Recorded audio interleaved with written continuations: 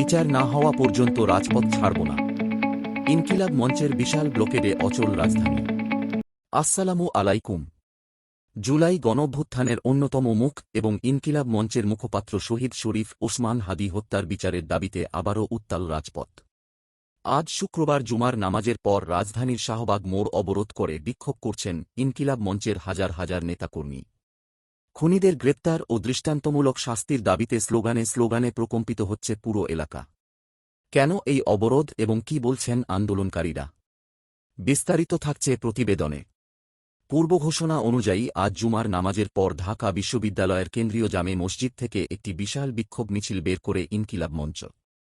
মিছিলটি ক্যাম্পাস ও আশপাশের গুরুত্বপূর্ণ সড়ক প্রদক্ষিণ করে শাহবাগ মোড়ে অবস্থান নেয়। এতে শাহবাগ, কাঁটাবন, টিএসসি এবং মৎস্য ভবন অভিমুখে যান চলাচল সম্পূর্ণ বন্ধ হয়ে যায়।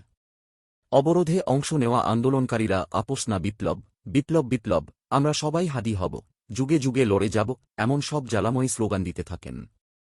বিভিন্ন শ্রেণী পেশার মানুষও এই কর্মসূচিতে সংহতি জানিয়ে যোগ দিয়েছেন।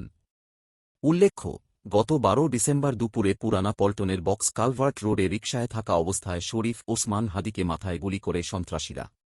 উন্নত চিকিৎসার জন্য তাকে সিঙ্গাপুর নেওয়া হলেও গত 18 ডিসেম্বর তিনি শাহাদাত বরণ করেন। তদন্ত সংশ্লিষ্টরা জানিয়েছেন, হাদীকে গুলি বর্ষণকারী হিসেবে নিষিদ্ধ ঘোষিত সংগঠন ছাত্রলীগের এক নেতাকে শনাক্ত করা হয়েছে। ধারণা করা হচ্ছে, ওই ঘাতক বর্তমানে ভারতে পালিয়ে আত্মগোপন করে আছে। ইনকিলাব মঞ্চের দাবি, এই হত্যাকাণ্ড ছিল পরিকল্পিত এবং আধিপত্যবাদের বিরুদ্ধে লড়াই করার কারণেই হাদীকে সরিয়ে দেওয়া হয়েছে। ইনকিলাব মঞ্চের সদস্য সচিব আবদুল্লাহ আল জাবের স্পষ্ট জানিয়ে দিয়েছেন, ওসমান হাদীর খুনিদের গ্রেপ্তার ও বিচার না হওয়া পর্যন্ত এই অবরোধ চলবে। তিনি বলেন, আমাদের স্বাধীনতা ও সার্বভৌমত্ব টিকিয়ে রাখার যে লড়াই হাদী শুরু করেছিলেন, তা রাজপথেই শেষ হবে। শহীদ হাদীর এই আত্মত্যাগ কি পাবে সঠিক বিচার? ভারত কি ফিরিয়ে দেবে চিহ্নিত সেই খুনিকে? আপনার মতামত কমেন্টে জানান। শাহবাগ ব্লকেড এবং হাদী হত্যার বিচার প্রক্রিয়ার সবশেষ আপডেট সবার আগে পেতে আমাদের চ্যানেলটি এখনই সাবস্ক্রাইব করে বেল আইকনটি অন রাখুন। আল্লাহ হাফেজ।